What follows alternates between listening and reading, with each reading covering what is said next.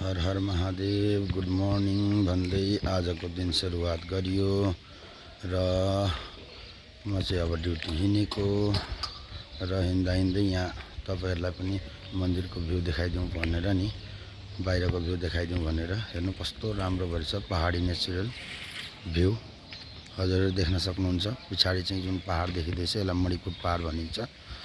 र यो पुरानो बिल्डिङलाई चाहिँ इग्नोर गरिदिनु होला कलर भएको छैन र म चाहिँ अहिले अब ड्युटी हिँड्न लागेको र हिँड्दा हिँड्दै सानो एउटा क्लिप गुड मर्निङ भनिदिउँ भनेर सबैजनालाई हजुरहरु कस्तो हुनुहुन्छ सन्चो बिसन्च कमेन्ट गरेर भन्नु होला कहाँ कहाँदेखि मेरो भिडियो हेर्नु हुँदैछ यही सधैँ म यही देखाउँछु मन्दिरको शिखर भनेर नसोच्नु हाम्रो भ्यू नै त्यस्तै छ मन्दिरमा बसिन्छ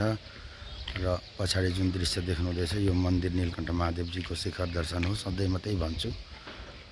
अब के गर्ने एउटै भिडियो छ त्यही भन्छु र हजुरहरुले पनि कमेन्ट गरिदिनु होला हर हर महादेव।